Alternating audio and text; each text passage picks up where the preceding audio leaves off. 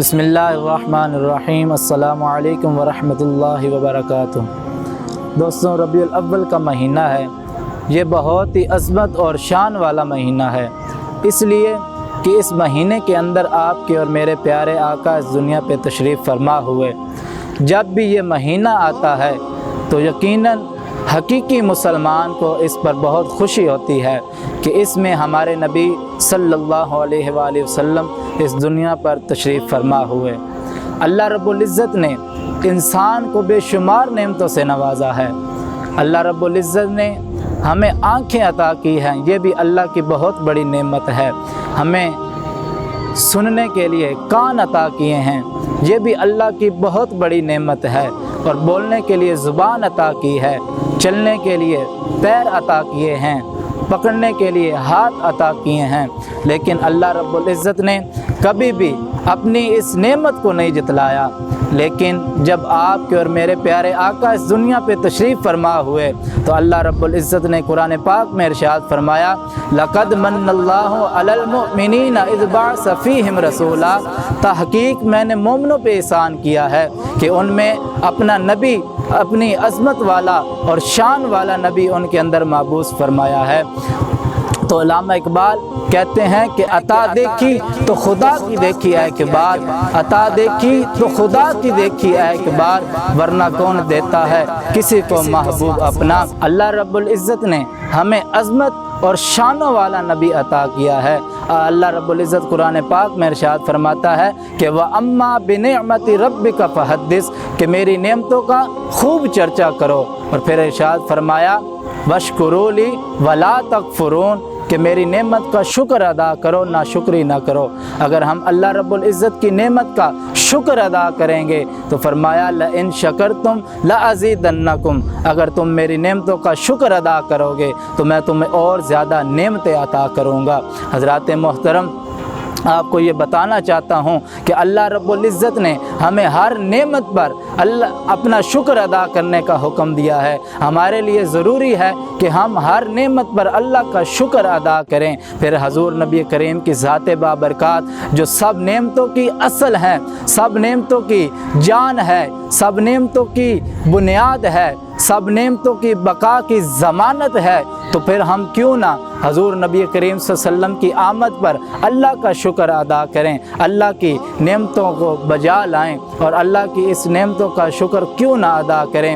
تو اعلیٰ حضرت فرماتے ہیں کہ وہ جو نہ تھے تو کچھ نہ تھا، وہ جو نہ ہو تو کچھ نہ ہو، جان ہے وہ جہان کی، جان ہے تو جہان ہے۔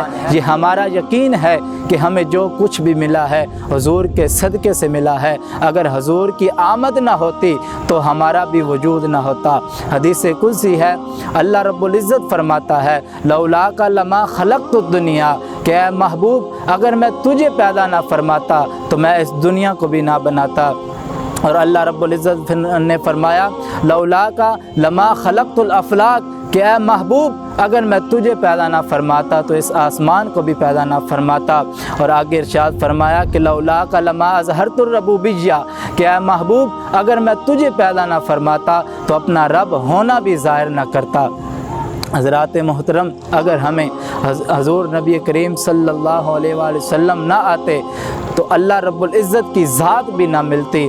حضور کی آمد سے قبل لوگ انسان تو تھے لیکن ان کے اندر انسانیت نہیں تھی۔ اپنی بیٹیوں کو زندہ قبر کے اندر دفن کر دیتے اور نوجوان اپنی ماؤں کو بازاروں کے اندر بیچ دیتے۔ اور انسان تو تھا لیکن اس کے اندر انسانیت نہیں تھی۔ اپنے ہاتھوں سے پتھر کو تراش کر انہیں اپنا خدا مان بیٹھتا، اور کوئی سورج کی پوجا کرنے لگ جاتا اور کوئی آگ کی پوجا کرتا، اور کسی نے تو زمین پر رینگنے والے کیڑے کو اپنا خدا بنا لیا تھا۔ یہ انسان اس حد تک گر چکا تھا کہ اس کی انسانیت بالکل ہی ختم ہو گئی۔ لیکن جب آپ کے اور میرے پیارے آقا کی آمد ہوئی تو آپ نے حضور نبی کریم صلی اللہ علیہ وآلہ وسلم نے ہمیں بتایا کہ اے لوگوں، بیٹیوں کو قبر کے اندر زندہ نہیں دفن کرنا، اس لیے کہ یہ اللہ کی رحمت ہے۔